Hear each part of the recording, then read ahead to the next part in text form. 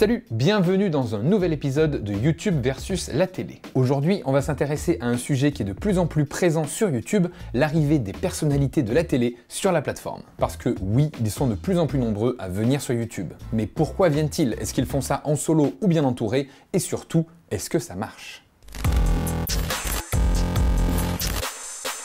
Mais avant de rentrer dans le vif du sujet, cette vidéo est sponsorisée. J'essaie de mettre en avant sur ma chaîne des marques qu'on voit peu dans le YouTube Game. C'est pourquoi cette vidéo est sponsorisée par Rhino Shield. Évidemment, tout le monde connaît Rhino Shield pour leur coque de protection de smartphone, d'AirPods ou d'Apple Watch. Et ils m'ont contacté à l'occasion de leur nouvelle collection de coques NBA. Si vous préférez les Lakers, les Chicago Bulls ou n'importe quelle autre équipe, vous pourrez l'arborer fièrement sur votre téléphone. Évidemment, ils ont aussi un tas d'autres collections, comme par exemple Hunter x Hunter, League of Legends, Assassin's Creed Valhalla et bien plus encore. Et en plus des nombreuses arrières de coques, vous pouvez aussi personnaliser la couleur. Avec par exemple là j'ai mis du jaune, là du blanc, faites ce que vous voulez. Et pareil jusqu'au bouton. Sur le côté, vous pouvez les personnaliser et vous avez plein de couleurs, plein de couleurs. Par exemple, voilà, ça c'est mon téléphone et la coque c'est la vague de Kusai et j'ai mis des petits boutons bleus ici, voilà, pour rappeler.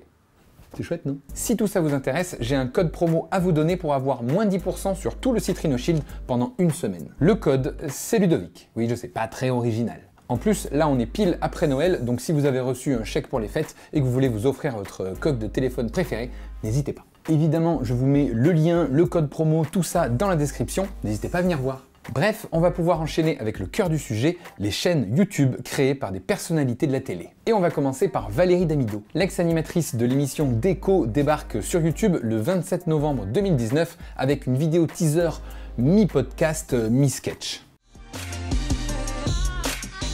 Et puis il y a la super copine qui vient chez toi, mais qui discrètement te fait comprendre que elle a besoin de toi. La traître. Je t'ai dit que ma grand-mère est morte? Bah oui, quand même, Juliette. Eh ben, c'est triste. Mais c'est bien, dans le sens où j'ai hérité de très beaux rideaux. Mais attention, hein, du rideau, du lin très dense. Bref, elle annonce qu'elle ouvre sa chaîne de déco sur YouTube. C'est décidé.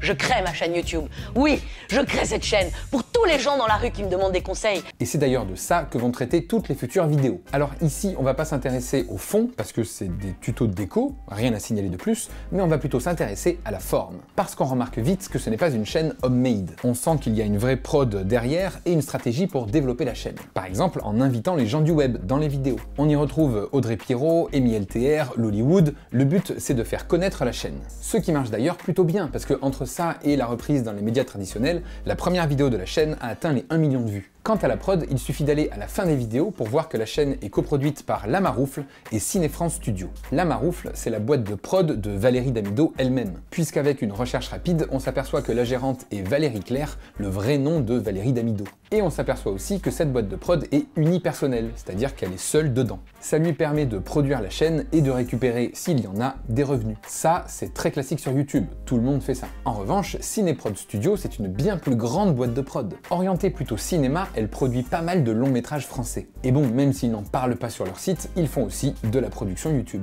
Aujourd'hui, quand j'enregistre cette vidéo, la chaîne YouTube de Valérie Damido compte 64 000 abonnés, totalise presque 3 millions de vues pour 42 vidéos, soit un peu moins de 70 000 vues par vidéo. Même si évidemment, la première vidéo à 1 million fait énormément augmenter la moyenne. En tout cas, ce qui est sûr, c'est que cette chaîne, à l'heure actuelle, n'est pas rentable. Parce que entre les cadreurs, les monteurs, les matières premières, le rôle de présentation de Valérie Damido et de son acolyte Franck, tout ça coûte beaucoup plus d'argent que ce que rapportent les vues YouTube. Et pour l'instant, c'est leur seul moyen de rémunération sur la chaîne, puisque je n'ai vu aucun placement de produit, financement par la communauté, etc., etc. Donc ce n'est pas rentable, puisqu'évidemment, ce n'est pas le même modèle économique qu'à la télé. Et là, du coup, on se demande, mais alors quel est le but de cette chaîne ?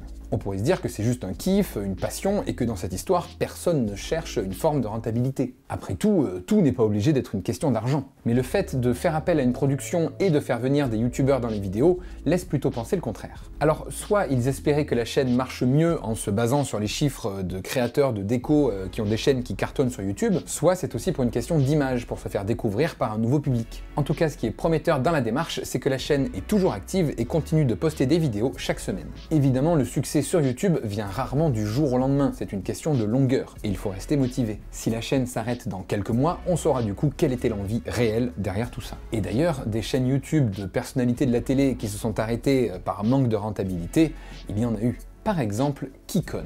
Bon, là, juste deux noms ou avec le logo, ça ne doit rien vous dire. Même si cette chaîne a 127 000 abonnés. C'est une chaîne qui a vu le jour le 19 mai 2014 et qui a quitté les écrans le 27 janvier 2015. Seulement 8 mois plus tard. Et le porte-étendard de cette chaîne, c'était, comme on peut le voir sur la bannière, Kev Adams. Alors même si c'est pas un présentateur télé à part entière, on va quand même le classer dans les personnalités télé qui ont ouvert une chaîne YouTube. Et au printemps 2014, Kev Adams, accompagné d'un groupe de créateurs, débarque en grande pompe avec Kikon sur YouTube. Salut, je m'appelle Kev Adams. La seule chose que je peux vous dire tout de suite, c'est que ça va être le plus gros bordel internet de tous les temps. Alors là aussi, évidemment, il y a une boîte de prod derrière. C'est pas Kev Adams tout seul dans sa chambre qui a fait cette vidéo. Et d'ailleurs, c'est pas du tout un jugement, il n'y a rien de mal à avoir une grosse équipe derrière ce genre de projet. Mais ce qu'il y a d'intéressant, c'est que ça prouve la trajectoire hors du commun de ces chaînes. Puisqu'évidemment, aucun youtubeur classique n'a commencé une chaîne avec autant de moyens. Mais qui dit gros moyens, dit évidemment besoin de rentabilité, encore une fois. Et la prod de cette chaîne a été confiée à Endemol Beyond, une filiale du groupe Endemol, un énorme groupe de production à la télévision avec un catalogue d'émissions impressionnant. On y retrouve par exemple Love Story ou Star Academy, mais aussi les 12 coups de midi, Money Drop, Miss France, Les enfants de la télé, bref, la liste est très longue. Mais on va pas parler de ça ici, il y aurait beaucoup trop de choses à dire, surtout qu'ils ont été rachetés par un mastodonte encore plus gros qu'eux, Banijé. Bref, ce sera pour une future vidéo. Restons concentrés. Donc à l'époque, Endemol lance sa filiale de production de vidéos sur YouTube, Endemol Beyond. D'ailleurs, sur internet, Endemol Beyond n'a pas produit que la chaîne YouTube de Kev Adams. La chaîne Le Whoop, par exemple, c'est eux aussi, ou encore la théorie des balls. Mais la chaîne Kikon, malgré un très bon démarrage, a du mal à fidéliser l'audience. Dès que Kev Adams n'est pas dans la vidéo, les vues s'écroulent. Par exemple, là c'est une vidéo avec Kev Adams, là sans Kev Adams.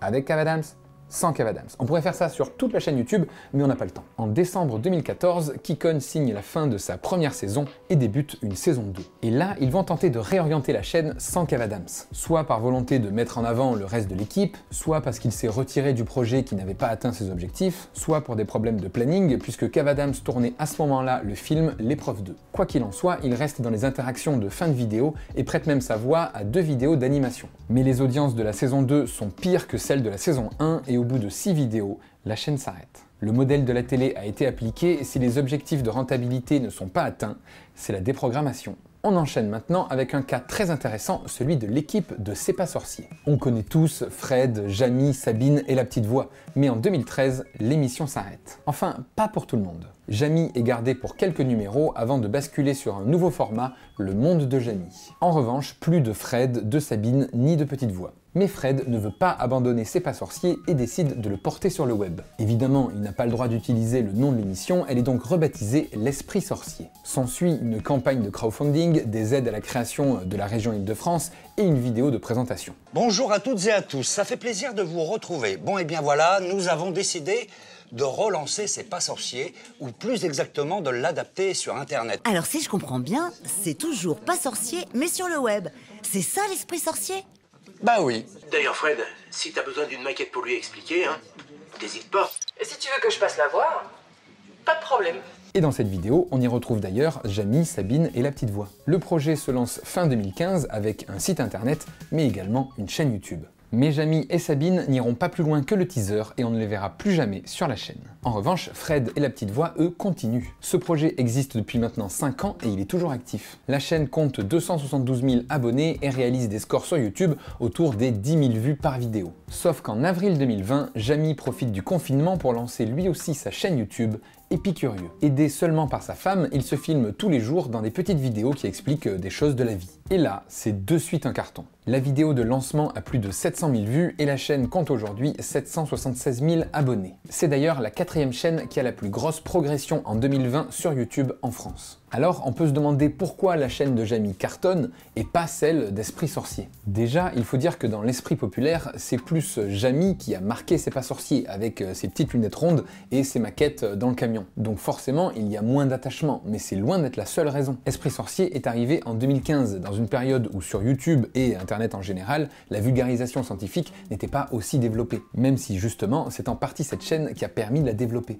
Ensuite, il y a aussi les thèmes abordés. D'un côté, on a des vidéos très denses sur des sujets de niche, et de l'autre, des petites vidéos qui répondent à des questions que tout le monde se pose. Et enfin, il y a le format. Pour esprit curieux, on parle de rédaction, de scènes face caméra très télé, d'émissions en live comme on pourrait le voir sur France Télévisions. Bref, le format n'est pas très adapté aux nouvelles plateformes de diffusion et aux façons de produire dessus. Et d'un autre côté, on a Jamy, qui, peut-être avec l'obligation du confinement, a dû produire à la façon d'un youtubeur débutant, avec le strict minimum. Lui, sa femme, une caméra. Même si ça reste très qualitatif, le côté homemade colle à la fois à l'esprit de la plateforme et à la fois à Jamy avec ses maquettes en carton. Comme quoi, quand les présentateurs télé viennent sur YouTube avec les mêmes modes de fonctionnement que la plupart des youtubeurs, eh ben ça marche. D'ailleurs, même après le confinement, Jamy continue de poster régulièrement sur sa chaîne YouTube avec les mêmes moyens de production. Et ça n'a pas été le cas de tout le monde. D'autres ont aussi lancé des concepts pendant le confinement avec peu de moyens, mais dès le déconfinement, ils ont fait produire ça par des grosses machines. C'est le cas de Jarry.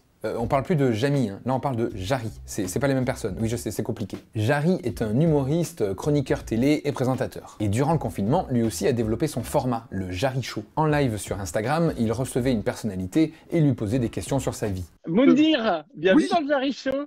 Merci infiniment de me recevoir et salut à tous, voilà. L'émission marche très bien et à la sortie du confinement, il est approché par Webedia qui lui propose de produire son show sur YouTube. Et il va accepter. C'est le même concept mais avec plus de moyens. Ça va mon copain? On s'embrasse. Voilà, je te laisse tout de suite te mettre en place, alors je vais tout t'expliquer. Alors on se dit que lui aussi détecte le potentiel de YouTube, la liberté de création qu'on peut y avoir, qui va s'ouvrir à de nouveaux horizons. Mais pas du tout, ce n'est absolument pas les raisons de sa venue sur YouTube. Il le dit d'ailleurs lui-même dans une interview au journal 20 minutes. Je ne deviendrai jamais youtubeur, je me souhaite mieux dans la vie, j'espère proposer un meilleur contenu. Bon, alors essayons de faire abstraction du fait que Jarry est carrément chié sur toute une profession en n'y connaissant ni les façons de faire, ni le modèle économique, ni les problématiques, et intéressons-nous au fond. Parce que ça veut surtout dire que son but n'est pas de créer une émission sur YouTube. Non, en réalité c'est un tremplin, une sorte de laboratoire pour ensuite rapidement le passer en télé. Il le dit d'ailleurs lui-même dans l'interview. Webedia n'avait jamais fait la transversale avec la télévision, et on le fait. On développe plusieurs émissions qui pourraient se développer à la télé. Ils ont le talent, j'ai les idées, on pourrait mettre les deux en lien. Aujourd'hui, le Jarry Show est sur YouTube, mais son but c'est de s'en faire une carte de visite pour l'emmener rapidement en télé. Et c'est d'ailleurs ce qu'il a fait. Avec Webedia, ils ont vendu les droits de diffusion à la chaîne de télévision belge Plug RTL. YouTube n'a jamais été un média sur lequel Jarry voulait rester. Mais pour l'instant, comme il n'y a pas de diffuseur français pour le Jarry Show, l'émission reste encore sur YouTube. Par contre, il y a fort à parier que s'ils en trouvent un, la chaîne YouTube s'arrêtera pour laisser la totale exclue à la télé. Dans ce cas-là, évidemment sur YouTube, il n'y a ni recherche de rentabilité, ni de pérennité. D'ailleurs, avec le nombre de vues que fait la chaîne et le budget nécessaire pour réaliser les émissions, vu comme elles sont produites, la chaîne n'est pas rentable. Et pour le futur, s'ils ne trouvent pas d'autres diffuseurs télé, il y a beaucoup de chances que l'émission s'arrête. Il y aurait bien la possibilité d'intégrer des marques partenaires pour financer ce projet, comme le font d'ailleurs d'autres émissions de Webedia. Par exemple avec Popcorn, sponsorisé par Domino's, Amazon et les parfums Diesel. Mais Jarry a une toute autre vision du modèle économique développé sur YouTube. J'ai parfois du mal à comprendre ce qu'ils font.